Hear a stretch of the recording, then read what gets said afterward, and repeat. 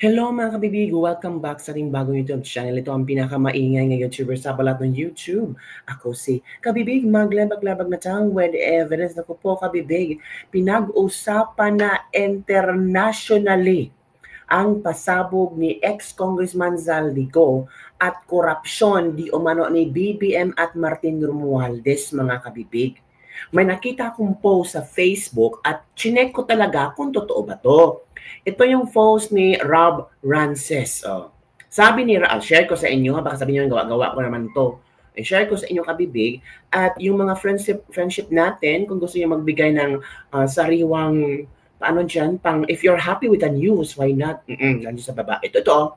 This week in Asia. Ako in Asia. International na pala to. International fame. Right after the Philippines assumed the ASEAN chairship. Diba? 2026 tayo, no? Tayo yung sa ASEAN. The regional spotlight swings back to us again, but of course, not for the reason we hoped. Instead of leadership that what we're showcasing to the region are fresh corruption allegations pointed straight at the president. Enough exporting shame. Nako, ito kabibig, oh. Kita yung mga, we made it Philippines. Ito, oh. Di ba kabibig ito, oh? Tingnan nyo, ma'am. Fugitive ex-Filipino official accuses Marcos of ordering bogus flood control projects. Uy, grabe, nakakahiya naman to. Oy, di ba? Nakakahiya talaga ang istoryang ito. Baka sabihin nyo, ay, gawa-gawa mo yan kabibig, hindi namin makita. Pakita ko sa inyo saan ba yung makita natin, ha? Chinek ko talaga yung website kung totoo ba, o baka gawa-gawa. Sabihin nyo, nako, gawa-gawa yan ng mga DDS para lalong siraan ang si BBM mo. Eto kabibig. Chinek ko talaga, yan, Yan, sige, ha? Sige. Latest. Natin, ha? Natin. Nasaan ba yun si Bongbong Marcos ba? Ay? Yan, di ba kabibig? Parang na-shock ako kabibig. Sa storya ba about ni Bongbong Marcos? Hanapin natin ang Bongbong Marcos, ha? Asia tayo, Asia. Yan. This week in Asia. Ito na. Yan. Fugitive ex-Philippine official accuses Marcos of ordering book. Click natin. Masabihin gawa-gawa. Totoo pala kabibig. China, economy, Hong Kong, Asia. Sa Asia to. Naku, paping. Naku. Naku. Makahiya naman to. Ex-appropriation chairman Zaldico claims Marcos directed him to add $1.7 billion in dubious projects to the national budget. Uy, grabe, nakakahiya to kabibig. Trending pala. Pinag-usapan na tayo. Uy. Di ba? Alak ka. Ito, yan, ay, hindi yan. Yan, si Raisa Robles pala. Ang sumulat nito. Raisa Robles. Alak. Paano to mga kabibig? Kita nyo naman, a fugitive former Filipino lawmaker has accused Ferdinand Marcos of directing him to add 100 billion pesos worth of dubious public works projects to the national budget, a claim that throws new fuel on corruption scandal that has dogged his administration for months. Hala. It's real, direct, grave, and imminent. Naku, grabe mga kabibig. Sabi pa ni Zaldico, di ba? I hope I don't get killed before I am able to reveal everything I know. Naku, paano yan kabibig? Parang nakakahiya kabibig. Parang nahiya tayo ba na pinag-uusapan na tayo sa buong mundo? Di ba? Naku, okay lang sana kung pag-uusapan tayo kung maganda, kung positibo. Pero hindi pala. Naku, nakakahiya. Ito pa ang chika. May nabasa akong chika mga kabibig. Na daw, yung galing ito kay Adrian Pascual, na may mga ibang bansa sa buong mundo na hindi ma-access ang Facebook fan page ni Zaldico. Kasi lahat ng video doon pinost ni Zaldico sa kanyang Facebook fan page. Meron daw iilang mga lugar sa bansa, sa buong mundo, may mga bansa ba na hindi nila ma-access ang Facebook fan page ni Zaldico. Bakit? I-share ko sa inyo ha. Kabibig, gawa ka talaga ng istorya. Tumahimik ka dyan, may pa, mag-ano ka, mag-share ka ng blessings mo. Ito, Ito ang sabi, this isn't available. Hindi na makita. Yan daw.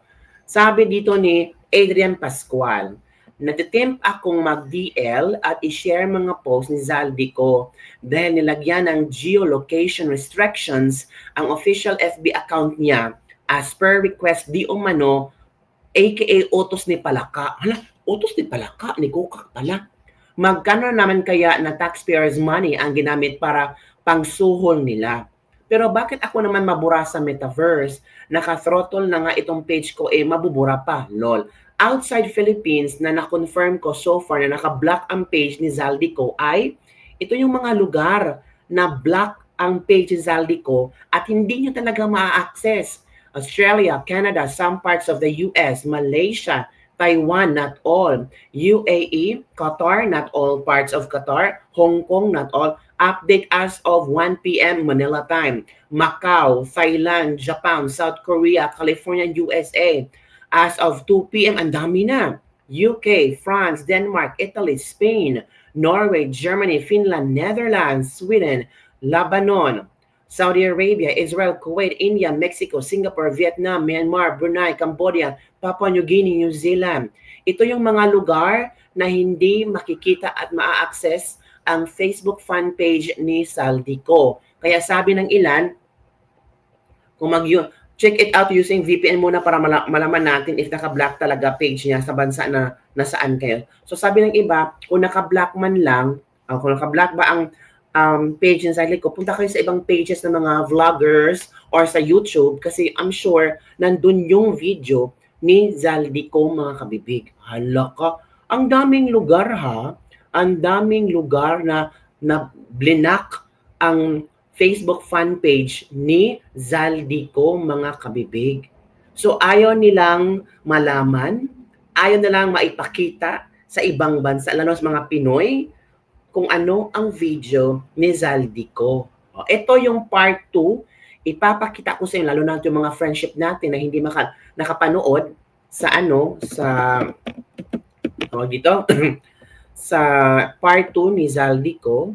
Ito na.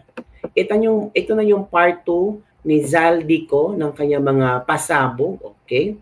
Panoorin natin ha. Baka yung iba hindi nakapanood, lalo na yung mga lugar o mga bansa na na-mention ni Mr. Adrian Pascual na naka-block daw ang Facebook fan page ni Zaldico. So ito kabibig ang video ni Zaldico. Part 2 video ni Zaldico. I'm sure yung iba nakapanood na ng part 1. O mag-part 2 muna tayo ha. Ito na kabibig. Ang nag-deliver papunta sa bahay nila Pangulong Bongbong Marcos at Speaker Martin Romualdez mag-insert o magpasok ng 100 billion worth of projects sa BICAM. Sana po ay hindi nila ako mapatay bago ko mailabas ang lahat. Ginawa ko lang ang utos sa akin, pero ngayon, handa na akong harapin ang lahat. Ginagamit ng administrasyon ang buong resources ng bansa para tumahimik ako.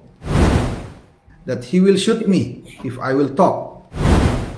Gagamitin ako bilang panakipbutas sa kanilang kampanya laban sa korupsyon. Hindi na ako mananahimik, ilalabas ko ang lahat ng katotohanan. May resibo, may ebidensya, at may pangalan. Again, I informed the Speaker and asked clearance about the instructions ng Pangulo. At ang sabi niya, wala tayong magagawa. Kaya po nagtataka ako kung bakit sinasabi ni Pangulo na hindi niya makilala ang budget. Samantalang lahat na binawas at dinagdag sa mga ahensya ng gobyerno ay humihingi ng approval sa kanya si Sekmina Pangandaman. Bago namin ginawa o tinapos ni Senator Chis Escudero during the BICAM. Sinabi pa ni Sekmina, everything is cleared with the President. Basta importante, pasok ang pondo na request ng Pangulo. The following day, sinabi ni Sec. Mi na approve na si Presidente BBM sa lahat na binawasan na ahensya. Masaya na ang Pangulo dahil naipasok ang gusto niyang 100 billion insertion. Wala pong perang napunta sa akin. Lahat po ng insertion napunta sa ating Pangulo at Speaker Martin Romualdez. Ako lang at ang aking mga tao, sila Paul Estrada, Mark Tiksay, at ang aking mga security ang nag-deliver papunta sa bahay nila Pangulong Bongbong Marcos at Speaker Martin Romualdez sa North Forbes Park, South Forbes Park hanggang sa Malacanang. Yung mga deliveries po ay merong record ang aking mga tao. Totoo po yung sinasabi ni Orly Gutesa na nag-deliver siya sa Forbes Park. Totoo din po ang sinasabi ni Orly Gutesa na nag-deliver siya sa Malacanang. OMG. Nung siya ay nasa Senado. Halaka. Para mapatunayan ang mga litrato na deliveries, ay ilalabas ko po together with this video. Ito pala yung mga pictures. May mga petsa. Naku, ang dami palang deliverables. Mga mali-malitang Tama pala yung sinabi ni Orly Gutesa sa Senado, no? Tapos, question pa yun kasi sa notaryo. Pero, ang laman, ang kailangang malaman. O yan po, ang dami. Uy, tama pala. Ang daming pera, mga kabibig. Pero sabi ng iba, edited daw to. Paano naging edited? Grabe naman yung iba. O, hindi pa rin naniwala nung harap-harapan na ang ebidensya. After po ng approval ng budget sa General Appropriations Act of 2025, nagtanong po ako sa DPWH kung magkano ang kailangan na ibigay sa Office of the President o ang SOP na bigayan.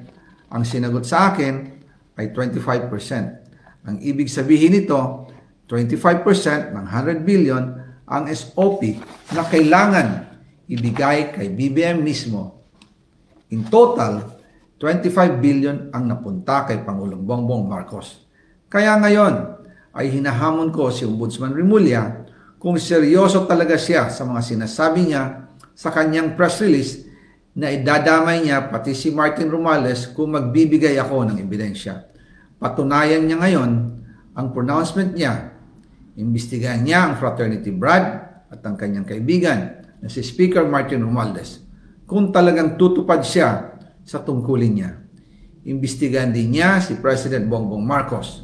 Sabi nga ni BBM nung SONA, let's do it right at mahiya naman kayo, hindi po ba?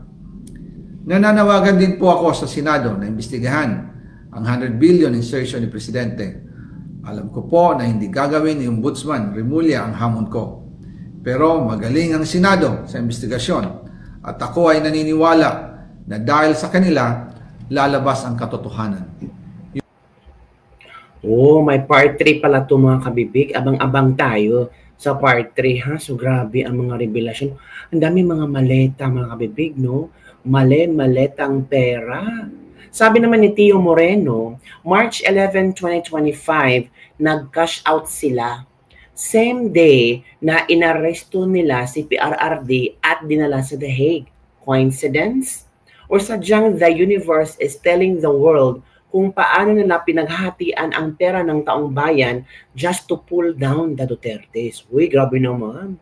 Hala ka na. Oo nga, no, posible, kabibig. Posible yun, ang kabibig, ang mangyayari yun.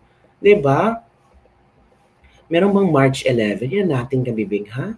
Kung meron ba talagang March 11? Kasi that was the time na si PRRD ay napalabas padung sa tingnan. Ito yung mga ito yung mga maleta na naglalaman ng pera daw di umano. Ito naman yung pasabong ni Zaldico. Ito. Yan November 29, 2024, 28 luggages. August 16, 2024, ilan luggages to? 4, ilan ba? Si Sham. May 29, 10. May 14. Meron. January 11. June 14. Totoo. June 14. Diba? January 18. October 2. Hala. May 1. Ang dami pala to kabibig, no? Hala ka. So, posible kabibig. Posible nagpa-cash out sila para pang ano ba? Pang Ay, naku. At sabi naman ng ombudsman na they're ready to provide protection to former Ako Bicol Representative Zaldico. Oh, yun ang sabi ng Office of the Ombudsman. So ano ang iyong komento mga kabibig sa reaction nito na trending na pala ang Pilipinas sa international politics? Pinag-uusapan na pala tayo. So yun lang kabibig ang ating Lebak-Lebak for today. Don't forget to like, subscribe, and share this video. Bye everyone. See you next time.